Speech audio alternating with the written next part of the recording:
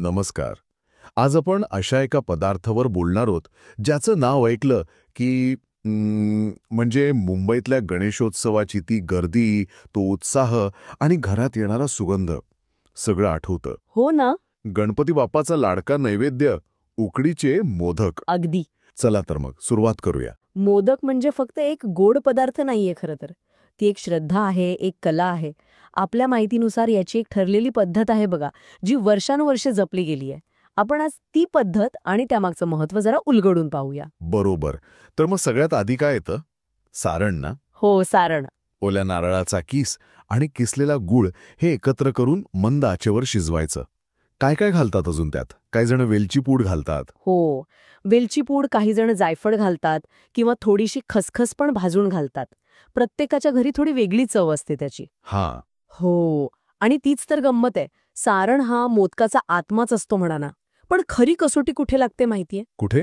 उकड काढताना. अगदी बरोबर. उकड काढताना तांदळाच्या पिठाची उकड म्हणजे काय, तर गरम पाण्यात किंवा काही ठिकाणी दुधात पीठ शिजवून त्याचा मऊ गोळा बनवणं हे खरंच कौशल्याचं काम आहे.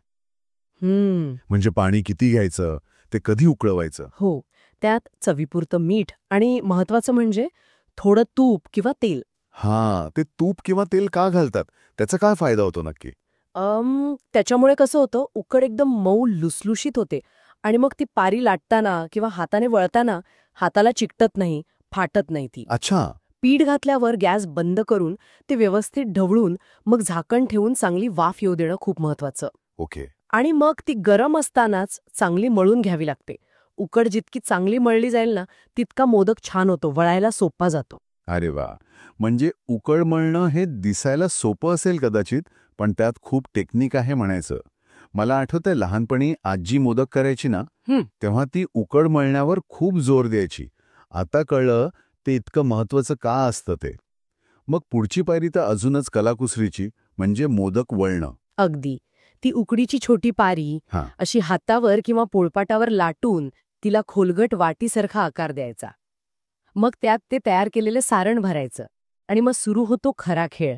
त्या पारीच्या कडांना चिमटीने दाबून पाकळ्या म्हणजे कळ्या पाडायच्या. हो. आणि त्या कळ्या पण कशा एकदम नाजूक, सारख्या अंतरावर आणि साधारण 11 किंवा 21. काय हात बसलेला लागतो नाही का त्यासाठी? हो ना. आजकाल बाजारात ते मोदक बनवायचे साचे मिळतात की, त्याने काम सोपं होतं ना. मग हाताने वळण्याचा आग्रह कशासाठी असतो म्हणजे? चांगला मुद्दा आहे हा. साच्याने नक्कीच पटकन होतात आणि एकदम एकसारखे दिसतात सगळे मोदक. बरोबर. पण हाताने वळलेल्या मोदकांमागे एक वेगळी भावना असते असं म्हणतात. ती एक कला आहे. त्यात नैवेद्य करणाऱ्या व्यक्तीचं प्रेम आणि श्रद्धा उतरते असं मानलं जातं. अच्छा. त्या पाकळ्या हळुवारपणे एकत्र आणून मोदकाला वर असा टोकदार आकार देणं यातच खरी कारागिरी आहे. पिढ्यानपिढ्या हे कौशल्य एकाकडून दुसऱ्याकडे जातं. म्हणजे हे फक्त पोटात जाणारा पदार्थ नाही राहिला मग, तर ती एक हाताने घडवलेली कलाकृती आहे.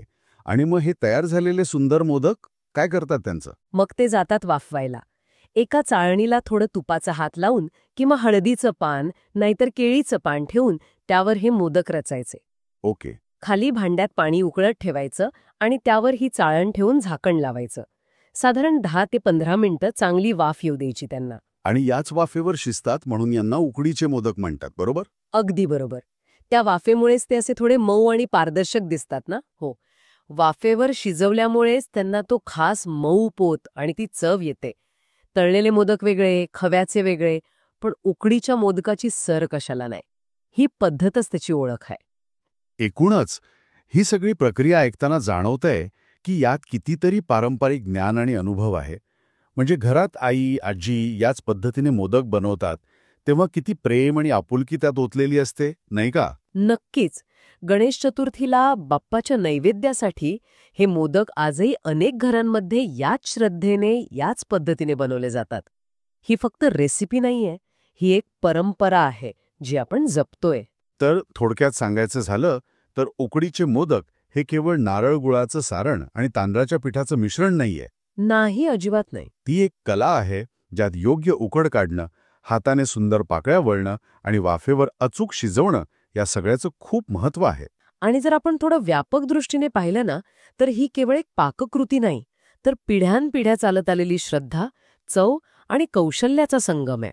यातून एक विचार मनात येतो की आजच्या या इन्स्टंट जगात जिथे सगळं पटकन हवं असतं आपल्याला, तिथे ही वेळखाऊ आणि इतकी नाजूक कला जपणारी पारंपरिक पद्धत का टिकून आहे? खरे कदाचित त्या हाताच्या चवीत किंवा नैवेद्यामागच्या त्या विशुद्ध भावनेत किंवा मग आपल्या माणसांसाठी काहीतरी खास करण्याच्या आनंदात याचं उत्तर दडलं असेल. विचार करण्यासारखी गोष्ट आहे, नाही का?